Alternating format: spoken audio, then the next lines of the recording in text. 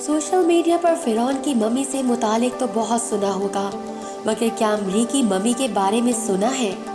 Florida शहर से कुछ ऐसे शवाहिद मिले हैं जिससे इस बात का इंकशाफ हुआ है कि मकामी अमरीकियों की, जो कि अमरीका बनने से पहले से आबाद थे, उनके वाक़यात सामने आई है।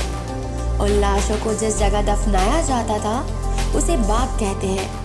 उन वाक़यात में मकामी अमरीकियों की लाशें और कुछ दीगर चीज़ें शामिल हैं। उन लाशों को अमरीकी मम्मी का नाम दिया जा रहा है क्योंकि हज़ारों साल पुरानी उन लाशों को मम्मी ही की तरह महफूज बनाने का तरीक़ाकार अपनाया गया है। मगर फ़र्क सिर्फ इतना है कि उनका तरीक़ा कुछ मुख्तलिफ है। स्टीव वॉर्नर जॉगेट नामी शहरी 1982 में एक तालाब के पास मौजूद थे जहां उन्हें कुछ ऐसी हड्डियां मिली जो कि इंसानी मालूम हो रही थी। उन हड्डियों को देखकर स्टीव हैरत में भी मुब्तला हो गए थे क्योंकि जिस इलाके से ये हड्डियां मिली थी वो गैर फाली इलाका था जहां किसी का आना जाना नहीं होता था। फ्लोरिडा के एक तालाब से इंसानी हड्डियों का ये मामला सामने आया था जिससे सबकी तवज्जो भी हासिल की और इस अहम वाक़े पर मज़ीद रिसर्च करने का फ़ैसला भी हुआ।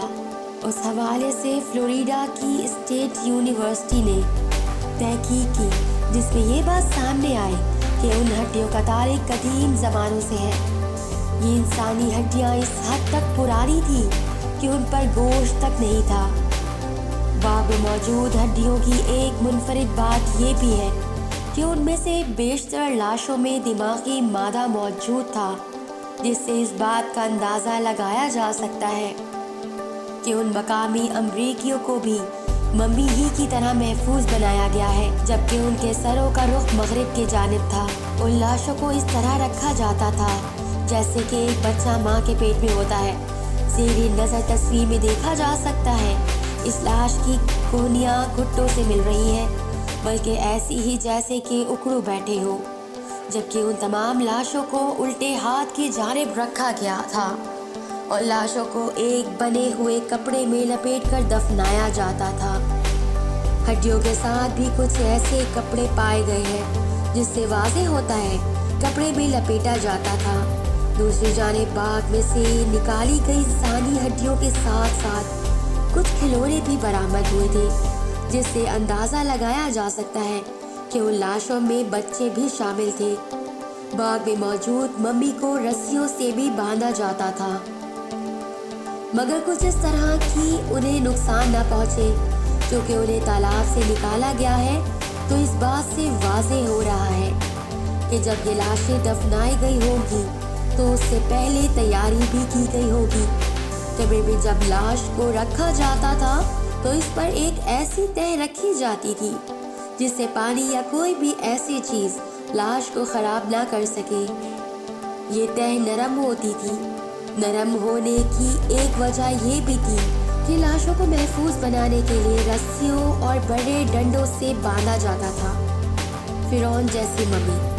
ये बात भी मुनफरिद है कि मकामी अमरीकी भी मिस्र के फिरौन की तरह लाशों को महफूज बनाने के लिए केमिकल का इस्तेमाल करते थे। चूँकि उन्हें बाग में दफनाया जाता था, बाग में कुछ हद तक ऑक्सीजन मौजूद होती है जो कि बैक्टीरिया की अफजाइश नहीं होने देती थी।